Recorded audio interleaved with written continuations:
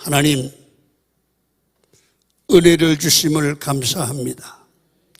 말씀이 생명이고 말씀이 능력이고 말씀이 우리를 회복시키는 권위입니다.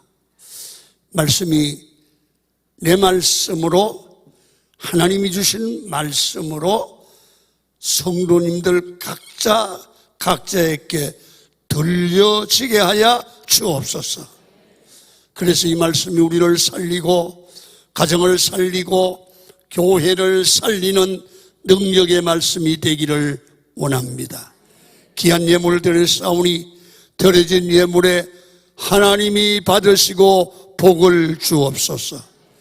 영이, 마음이, 육체가, 가정이, 사업체가, 후손이 하나님이 함께하는 복 있는 교회와 성도 되게 하여 주옵소서.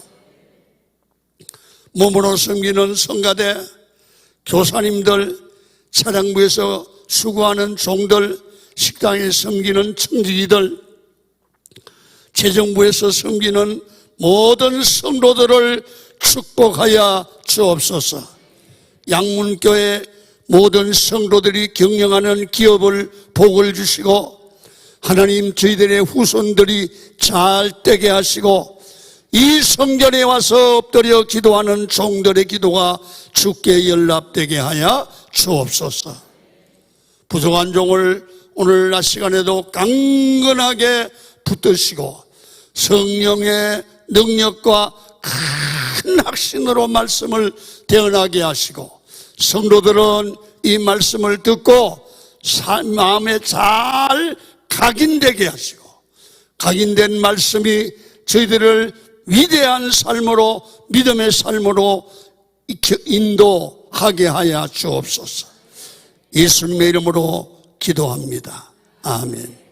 할렐루야. 야고보서를 대독했습니다. 야고보서에서는 가장 강조되는 단어가 지혜라는 말입니다. 지혜. 여러분, 야고보서는 하늘 지혜라는 관점으로 보시고 이해해야 야고보서의 목적을 이해할 수 있습니다. 제가 지난 주일날 숙제를 줬습니다. 지금 자꾸 숙제 그러는 것은 이빨이 빠져서 좀 그렇습니다. 한번 읽어보셨습니까? 대단히 고맙습니다.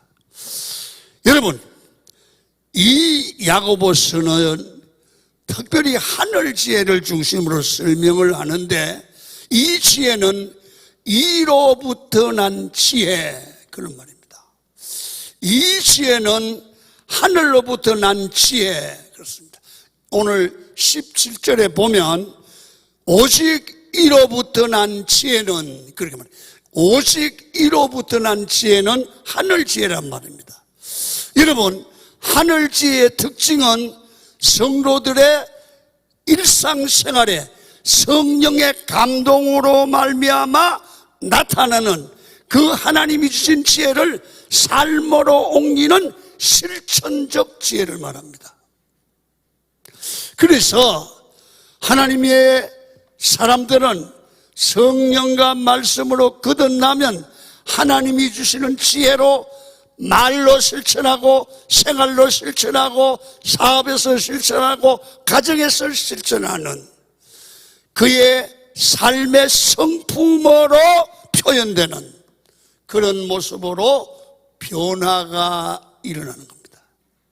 그래서 교회 나와서 세례받고 말씀으로 거듭나고 성령을 받으면 반드시 하늘 지혜의 사람으로 점차, 하루아침에 변하는 건 아니지만 점차 변하여 가서 반드시 못된 사람이 착한 사람으로, 세상 중심의 사람이 신령한 사람으로, 영적 사람으로, 늘 실망과 좌절과 포기 상태에 있던 사람이 하나님의 말씀으로 말미암아 소망을 갖고 희망을 갖고 믿음으로 현실을 이기는 사람으로 변화될 줄로 믿습니다. 그래서 이 하늘지혜는 다른 관점에서 보면 성령의 열매와 비슷하다고 보면 되겠습니다. 그래서 성도의 성품에 관한 얘기입니다. 하늘지혜는 성도가 받으면 그 사람의 성품으로 표현된다고 말해요. 그러면 뭐가 다르냐 하면 사람들이 압니다. 저 사람은 다르네. 그래서 성도가 뭐냐면 다름입니다. 세상 사람과 다른 겁니다. 여러분, 세상 사람들 같이 똑같이 기분 나쁘면 소리 지르고 세상 사람들을 자기 중심으로 하면 성도가 아니십니다. 성도는 거룩한 무리로 구별된 게 성도입니다. 그래서 이 양문길 어려운 때에 모든 성도들이 반드시 기억해야 될 게 있어. 박연성 목사가 오시기 전에 장로님도 권사님도 집사님도 옛날에는 어떻게 살았든지 간에 여러분 중직자들은 새로운 목사님이 오셔서 거룩한 이 양문교회를 건설하고 하나님의 뜻을 이루기 위해서는 모두가 한 가지 하늘지혜로 무장하기를 축원합니다. 하늘지혜, 하나님이 주시는 지혜, 하나님께로 난 지혜 무장해야 됩니다. 어떤 장로님이 나보고 목사님 왜요? 설교 좀 짧게 해요. 우리 교회 말고 양문교회 장로님이 그랬어. 그래서 못한다. 여러분 보세요. 김한별 목사가 설교 대하는 거 아니요. 내가 기도하면서 하나님 주신 말씀을 이렇게 잔소리를 할 때는 이 교회를 고치고 싶은 열정이 있는 거예요. 아멘이요? 여러분들에게 욕을 먹지 않고 하면 몇 마디 하고 할렐루야 그러고 하면 되지. 왜 욕먹을 짓을 해? 여러분, 그렇게 하면 양문교회를 진짜 사랑하는 거 아니에요. 내가 이렇게 해서 여러분이 뭐 좋아한다든 나빠하든 나는 10월 말이면 나보고 얼굴도 안 쳐다보고 가라 할 거 아니야.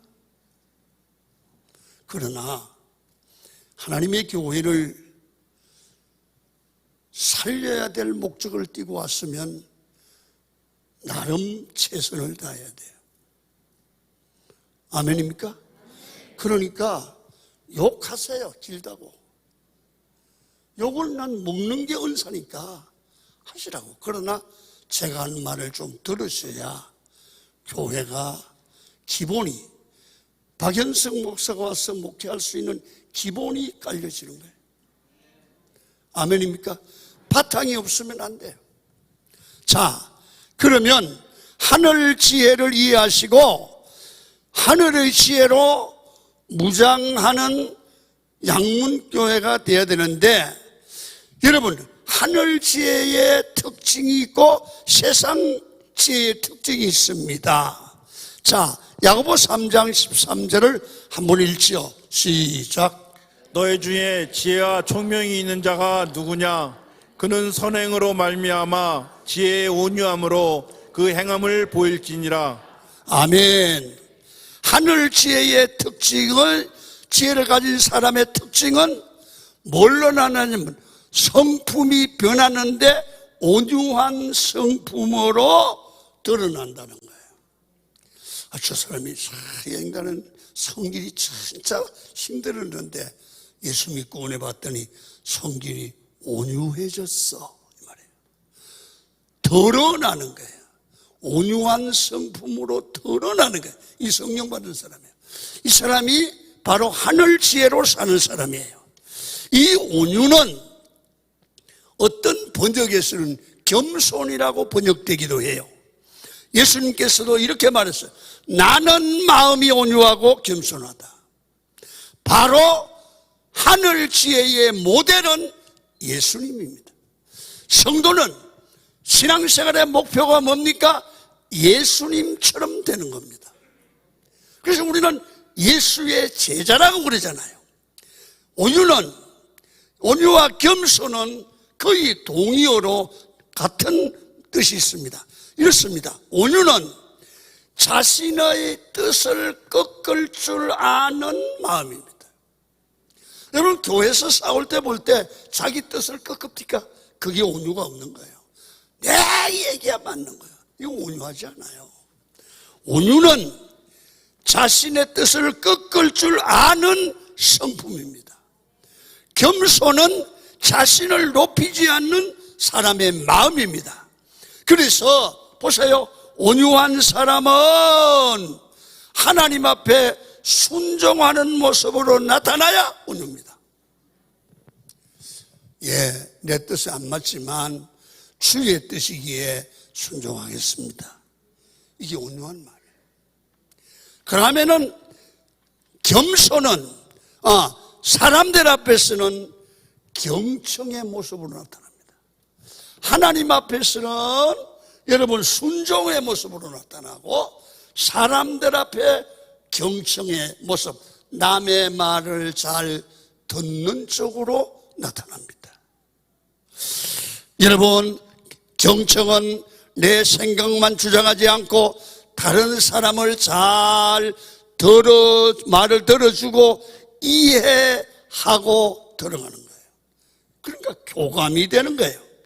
이런 모습이 하늘 지혜를 가진 사람의 특징이죠. 여러분, 온유함이 없는 사람은 자기 말과 자기 뜻만을 주장합니다. 교회의 유익 상관없습니다.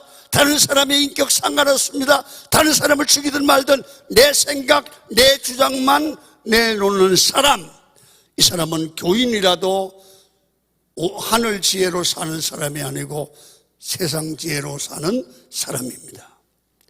여러분, 이 자기 뜻 외에는 남의 말을 듣지 않고 절대로 자기 생각을 바꾸지 않는 사람입니다. 여러분, 우리 교인은 자기 뜻을 정해놓고 거기에 다 자기 마음대로 하려고는 그런 신앙이 아닙니다. 예수님 뜻 앞에 자기를 내려놓아야 되는 겁니다. 내 중심이 아니라 하나님 중심입니다. 그래서 여러분, 자기 자신은 옳다고 하는데 상대방과 대화가 안 되는 겁니다. 하늘 지혜는 온유함이 있는데 온유함의 바탕에는 당신이 있습니다. 그래서 여러분, 이걸 잘 이해해야 됩니다. 20세기 최고의 철학자이고 신학자가 쓴 마틴 루버가 쓴 책 중에 나와 너라는 책이 있습니다. 마틴 루버는 두 가지 얘기를 합니다. 인간관계는 두 가지가 있다. 이 두 가지를 잘 조화를 이루고 이 관계를 바로 세우는 사람이 인간관계가 되고 세상에서 성공적인 인생을 산다. 이렇게 말을 합니다. 자, 어떤 관계냐? 첫째는 나와 너가 있는 거예요. 나도 알고 너의 입장을 이해하고 대화가 되는 거예요. 그러니까 IU입니다. 그런데 두 번째는 나와 it. 내 생각은 옳고 너의 생각은 그것으로 받아들입니다. 이해를 않는 거죠. 남을 받아들일 구멍이 없어요. 그래서 상대를 인정하는 좋은 인간관계를 맺는 사람을 나와 너로, 즉 인격적으로 상대를 존경하는 삶, 이게 하늘 지혜의 삶입니다. 그래서 교회는 누구든지 존경해야 됩니다. 아멘 하세요. 교회는 서로 간에 존경해야 됩니다. 사람을 무시하면 안 됩니다. 교회는 죄인이 저는 나쁜 놈은 양문 껴서 나가야 된다. 그 말 오늘부터 하지 마십시오. 교회는 나쁜 놈이 와서 좋은 놈 되는 겁니다. 아멘입니까? 깡패가 와서 예수 사람 되는 겁니다. 그게 교회의 목적입니다. 그리고 교인은 고치려고 해야 됩니다. 반면에 상대를 인정하지 않는 사람은 자기밖에 모르는 사람입니다. 다른 사람을 그것으로 이해합니다. 비인격적인 관계를 말하면서 지까짓게 이럽니다. 지까짓게 뭔데? 너는 뭐냐? 다른 사람은 지까짓게. 너는 여러분, 남을 지까짓기라고 하는 그 사람은 진짜 그 사람은 지까짓 것입니다. 세상지의 특징을 한번 봅니다. 14절을 읽습니다. 잘 들으셔야 됩니다. 시작. 그러나 너희 마음속에 독한 시기와 다툼이 있으면 자랑하지 말라. 진리를 거슬러 거짓말하지 말라. 세상지의 특징을 말씀하는데 독한 시기와 다툼, 이 야심이라는 말로 이해도 되게 되었는데요. 다른 사람이 잘 되는 것을 안 좋아하는 거야. 이게 세상지혜야. 그냥 싫은 게 아니라 상대를 음해하고 공격하고 뒤집어 씌우고 욕하고 학대해서 사람을 죽이려고 하는 마음을 독한 시기라고 표현했어요. 양목교회 성도 여러분, 혹시 이런 일이 없었습니까? 이거 버리셔야 됩니다. 하나님이 원하지 않습니다. 교회가 가져야 될 하늘 지혜가 아닙니다. 세상 지혜입니다. 누구든 버려야 됩니다. 이런 얘기를 여기서 표현하면 그 사람은 세상 지혜의 사람입니다. 독한 시기의 사람입니다. 여러분, 내 뜻대로 내 성질대로 안 되면 그냥 두지 않고 공격하는 거, 독한 시기죠. 그 다음에 다툼입니다. 교만이고 내가 높여지려는 것입니다. 세상 지혜의 핵심은 언제나 나 자신, 에고입니다. 에고. 하늘 지혜는 온유함이 있고 당신이 있지만 세상 지혜는 시기심과 나 자신만 있습니다. 하늘 지혜의 핵심은 하나님의 은혜가 있지만 세상 지혜의 중심에는 하나님의 의가 있습니다. 여러분, 믿는 사람들 중에도 하나님의 지혜로 잘 믿는 사람 보면 평안합니다. 예배 자세가 다릅니다. 그리고 기도하는 게 다릅니다. 헌금 생활이 다릅니다. 여러분, 세상 지혜는 교회에서 보니까 이건 여러분과 상관없어 우리 교회입니다. 세상 지혜를 보면 똑똑합니다. 근데 시끄럽습니다. 그 양반만 가면 시끄럽습니다. 조사해 보면 주일 낮 예배만 들어와요. 저녁 예배도 안 나오고 새벽 기도도 안 나와요. 그냥 모여서 수근수근 하고 회의를 하네요. 그 얘기를 주제를 다 들어보면 원망하고 불평하고 교회를 되지 않게 만드는 거야. 헌금 생활을 보면 1년 내 11조 하나도 안 해. 11조 안 하는 사람은 교인 아닙니다. 직분자 아닙니다. 11조 하세요. 아멘 기대하지 않았지만 교인이면 11조 생활 하셔야 됩니다. 해야 돼요. 왜? 기왕에 예수 믿는 거 하나님의 뜻대로 믿어야죠. 이게 세상이 말하는 세상 지혜이고 바리새주의이고 잘 믿는 게 아니라 잘못된 것인데 본인만 모르는 거예요. 여러분, 이 사람은 단지 열심이고 성실할 뿐이지 믿음이 아닙니다.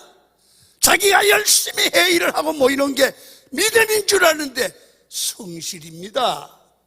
믿음하고는 다릅니다. 마귀는 어떻게 우리를 공격하느냐 하면 자기 자존심을 건드립니다.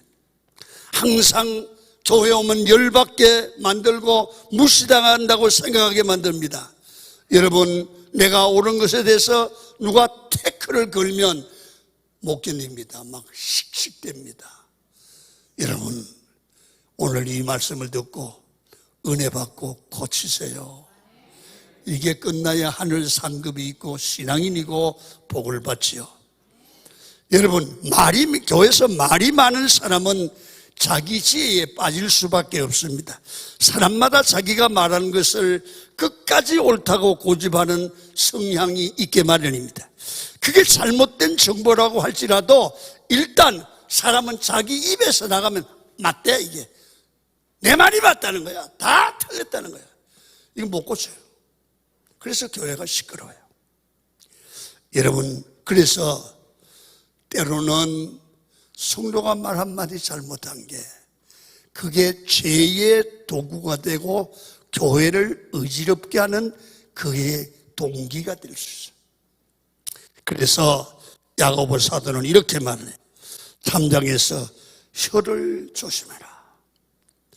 혀에 재갈을 물리고 제발 입의 말을 조심하며 살라는 겁니다. 왜 그렇습니까? 말이 많으면 실수하게 되고 잘못된 말을 끝까지 끌고 가려고 하는 마귀의 도구가 되고 십자가의 은수가 될 수 있다. 여러분, 교회에서요 아무렇게나 해도 괜찮은 거 아니에요. 십자가의 은수가 될 수 있어요. 예수 믿는 중직자들은 말 조심해야 돼요. 함부로 말하는 거 아니에요. 아무리 미워도 누구를 저주하는 거 아니에요. 여러분, 예수쟁이는 여러분 오늘부터 부부간에도 자식간에도 저주하지 마세요. 말 조심해야 돼요. 나는 부흥회를 전국으로 한 40년 동안 다녔어요. 여러분, 우리나라는 가장 어려운 게 이 부모님들이 자식에게 저주하는 말이에요. 경상도 가면 이 문디 새끼야 그러잖아요. 자식 보고. 충청도 부여 논산 가면 급살 맞을 새끼야.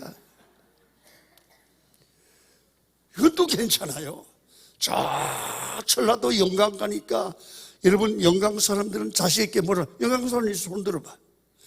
대구박이 터져 죽을 새끼야. 그건 머리라 소리를 못하고 대구박이라 그래. 저주라도 우리가 이만큼 사는 이유는 내가 발견했어. 뭐냐 하면 옛날에 우리 어릴 때, 이 장로님들 어릴 때 보면 그때 못 살아서 애들이 학교에 가면 코가 이만큼 내려와. 그러면 이러면 쑥 올라가. 그러면 이렇게 하면 여기가 번뜩번뜩해.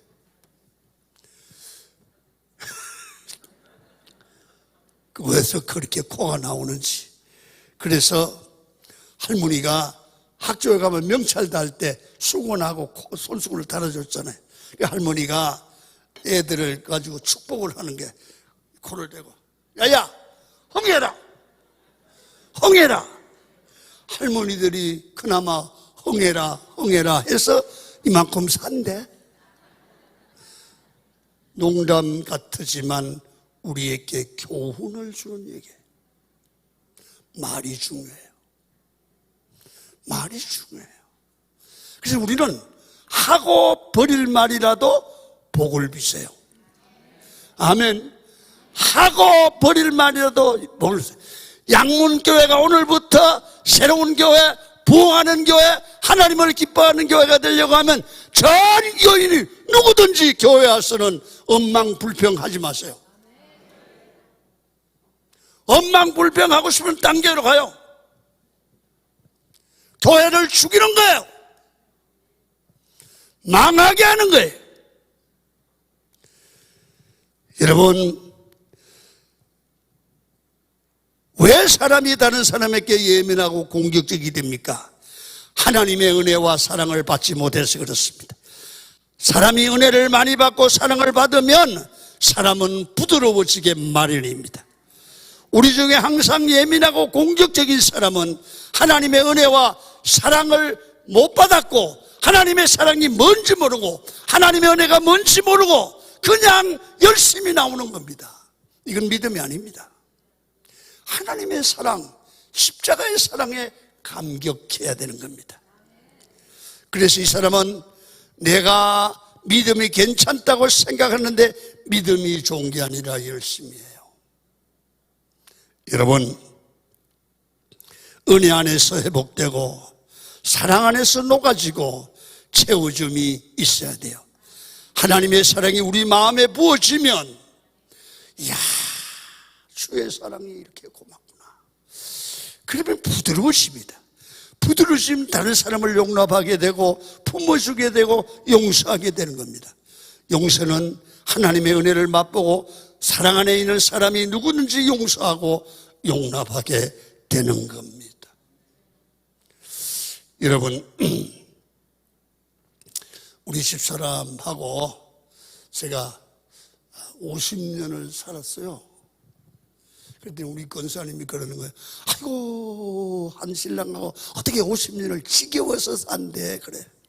그래서 내가 그랬어. 안 지겨워. 50년 더 살 수 있어. 그런데 내가 그동안 우리 집사람하고 사랑이 없는 게 아니고 부흥회를 다니느라고 어린이날 나가면 토요일 들어오고 하숙집이었어요. 그래서 제가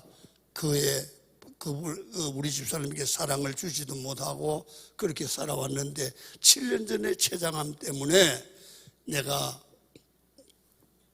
부흥회를 일체 끊고 그 사람하고 이제 같이 있고 그 사람을 살려내는 기도를 하는데, 나는요 요사이 정말로 우리 집사람을 만날 때마다, 야, 하나님이 살려주신 거 감사하고 나를 사람 만들려고 이렇게 하셨구나. 그래서 볼수록 귀해요. 왜? 그가 나를 위해서 평생을 나를 위해서 헌신했기 때문에 강은교회 목사로서 목회를 성공할 수 있었던 거예요. 그리고요, 그분은 나한테 그래요. 당신 때문에 내가 살았다는 거예요. 그리고 요새는요, 너무 둘이 사이가 좋아졌다. 왜? 나는 그 여자 때문에 내가 목회가 됐고 사는 거야. 그래서 내가 어제 저녁 또 설교 준비를 하다가 내가 우리 집사람이 발이 아프기 때문에 여러분 발을 조격을 해야 돼요. 그래서 내가 가서 어부이 미안합니다. 우리 집에 사생을 얘기해서 어부이마님 발 담궈야지요. 어부이마님이 누군지 아시지요? 예, 그래요. 내가 물 떠다 드리고 옆에서 내가 같이 먼저 앉아고 지켜드리고 대화를 했습니다. 그래서 내가 이렇게 말했습니다. 여보, 이 나이가 되도록 같이 죽지 않고 살아줘서 고맙다. 정말 당신의 은혜가 고맙다. 아니래, 당신이 살렸대. 그러니까 싸울 일 없더라니까. 내가 우리 김창건 장로님 여기 와서 이 설교 듣고 있어요. 김창건 장로님 볼 때마다 장로님 너무 고마워요. 일도 많고 바쁠 텐데 나를 여기까지 운전해주고 그러세요. 목사님, 난 목사님 만난 게 너무 행복해. 목사님 따라다닐 때마다 살아계심을 체험하게 돼요. 그러니까 장로하고 목사하고 얼마나 행복한지 몰라. 그래서 행복이 다른 데 있는 게 아니고, 우리 장로님이 볼 때 내가 허물이 없겠어? 내가 볼 때 장로님도 문제가 없겠어? 나는요, 사랑하니까 부인에게든지 장로님에게든지 허물이 보이는 게 아니고 잘하는 게 보여. 아멘? 내가 오늘 성가대 보고 전국에서 제일 잘했다고 그랬어. 나 가식 있는 얘기 아니야. 아, 저분들이 어떻게 어려운데 이렇게 와서 열심으로 찬양을 해줄까? 그게 마음에 묻어오면, 그게 은혜로 느껴지면 칭찬이 나오게 돼 있다 그 말이야. 아멘? 남편이 돈을 벌고 하는데 당연하지 뭐. 짜장면이나 잡숴. 어떻게 당연해? 어떻게 당연하냐고. 고마운 줄 알아. 여자가 밥을 해주면 어떻게 당연해? 고맙잖아. 이게 여러분, 사랑을 받은 자들이 상대를 배려하는 마음이 여기에서 나온다고. 아멘. 이게 하늘 지혜를 가진 자들의 배려예요. 교회에서도 성도가 은혜 받잖아. 말씀 한마디 은혜 받고 사랑을 받으면 여러분 얼마나 감사하고 변화되면. 그러면 지금 추석이잖아. 여러분, 우리 교회에서 내가 광고를 해요. 추석 됐으니까 담임 목사한테 사과라도 한 짝씩 사와라. 그런 목사 봤어요? 그랬더니 어떤 한 해는 사과가 300박스가 들어왔어요. 사과배가. 저걸 다 어떡한대요? 과일집보다 많네. 여러분, 내가 이랬어. 권사님, 걱정하지 마. 누가 가져왔던 내 집에 들어오면 내 거야. 왜 잔소리야? 너는 안 가져왔잖아. 그걸 추석 전날 여전도사 15명을 모여서 끌렀어. 검은 봉지 갖다가 골고루 담아라. 그게 300박스 내지 400들었어. 전 교인 중에 교구별로 가난한 집에 돌리니까요. 얼마나 교인들이 교회를 시험받던 사람도 다 나와. 여러분 생각해 보시죠. 목사가 사과를 몇 낫이나 먹겠어. 그러나 추석이 됐으면 말씀을 전하고 나를 위하여 1년 동안 기도한 목사님이나 장로간에 사과 하나 전달하는 게 예의지 않아? 아멘 안 하는 거 보니 전혀 안 해본 사람들. 아멘 좀 해봐요. 내가 나 사달라는 소리 아니야. 여러분, 우리 집에 많이 들어왔어요. 내일 화요일이면 우리 교회는 행복 나눔 박스를 제작해요. 400개를 만들어 추석을 모시는 사람들에게 추석을 쉴 수 있도록 오늘도 헌금하고 지날부터 헌금해서 거기다가 여러분 400박스를 만들어서 200박스는 교구별로 추석을 모시는 사람들에게 나눠주고 200박스는 강명시에다 의탁해서 시민들에게 줘. 여러분, 그게 목사가 뭘 저렇게 뭐 달라고 그러냐. 목사는요, 사과를 받는 게 아니고 성도의 사랑을 받는 거야. 목사가 그 사랑 받아가지고 나눠주면 목회가 되지 않겠어? 아멘 하기 전에 고개라도 끄덕거려 봐요. 목사가 그거 받으면 목사가 사기꾼이야. 법으로 하면 안 되지. 그거 가져오려면 김영란법에 걸리지. 그러나 목사는 그걸 받아다가 보시오. 다 잘 사는 게 아니요. 밥을 굶고 있는 교인이 있어. 알아요? 이거요, 교회가 해결을 해야 될 일이에요. 그래서 여러분, 하나님 앞에 은혜를 간격해서 이럴 때는 추석에 봉사도 하고 나눠야 돼요. 그래서 지금은 추석 때도 담임 목사가 없으니까 부목사라도 좀 송목사한테 한 박스 좀 갖다 주소. 이상하게 하는. 여러분, 사람은 언제 다른 사람을 배려하게 되는 줄 아십니까? 내가 충만한 주의 사랑을 받으면 다른 사람을 생각하고 배려하게 됩니다. 왜 내가 자기중심 인적이고 자기 자신을 못 버리고 다른 사람을 배려하지 말고 못하고 남을 이해하지 못할까요?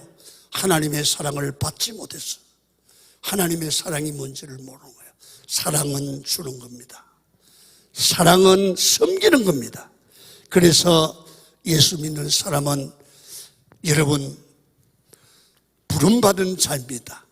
찬송 중에 이런 찬송이 있습니다. 323장 3절에 멸시천대 십자가는 제가 지고 가오리다. 이름 없이 빛도 없이 감사하며 섬기리라. 십자가를 체험한 자들의 신앙의 고백이 아닐까요? 이런 교회가 되면 교회는 천국입니다. 웬만한 사람은 이곳에 와서 반드시 변화되는 겁니다. 교인은 예수를 만나면 변화돼요. 교회 안에 예수를 어디서 만납니까? 설교하는 목사를 통해서 예수를 만나고, 여러분 여기 앞에서 예배하는 장로님들을 통해서 장로님만 보면 예수가 보이고, 권사님을 보면 예수가 보이고, 집사님을 보면 예수가 보일 때 거기는 천국이 되는 거예요. 거기는 천국이 되는 거예요.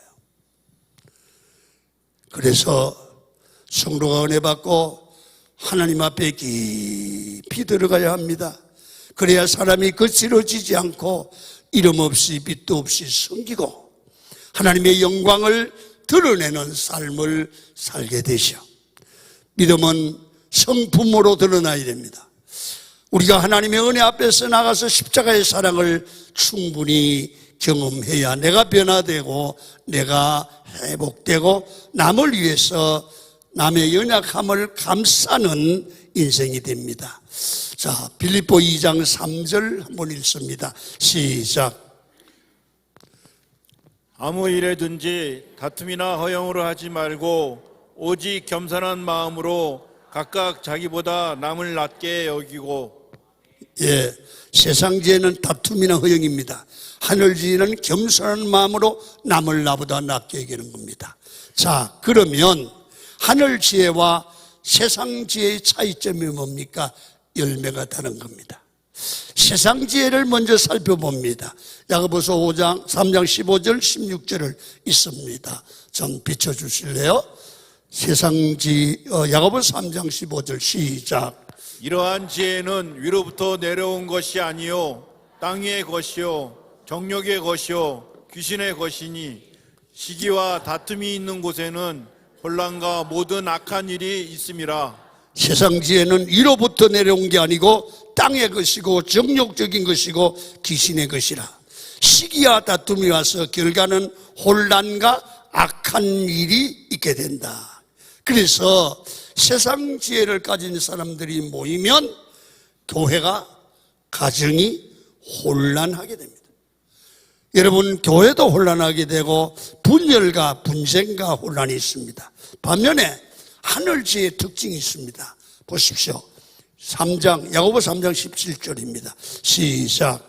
오직 위로부터 난 지혜는 첫째 성결하고 다음에 화평하고 관용하고 양순하며 궁율과 선한 열매가 가득하고 편견과 거짓이 없나니. 하늘지혜는 관용입니다. 다른 사람을 이해하고 용납하고 용서합니다. 양순합니다.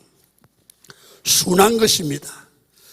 우리 주변에 교회 안에도 왜 그렇게 소리를 지르고 악한지 모르겠어요. 그래서 제가 그런 생각을 가져. 그런 사람은 이름을 바꿨으면 좋겠다. 어떻게? 양순이로. 양순이로. 긍휼히 여기는 삶입니다.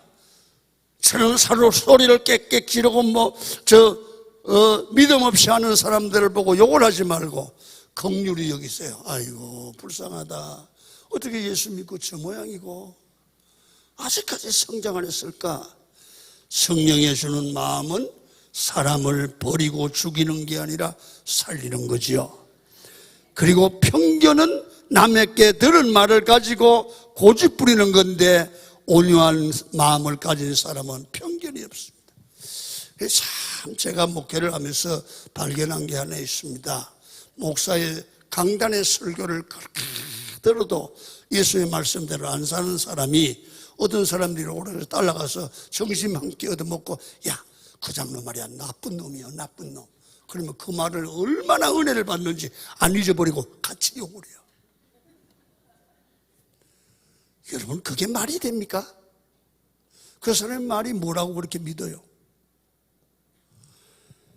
여러분, 하늘 지혜를 가진 자의 결론은 화평의 열매를 거두고요. 세상 지혜를 가진 사람은 혼란입니다. 주변에 분열이 있습니다. 그래서 화평케 하는 자들은 화평으로 심어 의의 열매를 거둔다고 그랬습니다. 그래서 이 특별히 화평 중에 최고의 화평이 뭐냐 하면 하나님과 화평을 이루고 사람과 화평을 이루는 겁니다. 그래서 여러분들 주변에 어려운 분들이 있으면 여러분이 가서 그들을 만져주고 서로를 용납해주고 서로를 세워주는 겁니다. 성도 여러분, 그래서 우리 예수 믿는 사람은 하나님의 말씀으로 바로 세워지면 모든 문제가 주의 이름으로 해결될 줄 믿으시면 아멘. 그래서 여러분들 이제 이런 하늘 지혜를 가지려면 어떻게 해야 되느냐 하면 시간이 많이 걸려서 그냥 마무리하려고 그럽니다.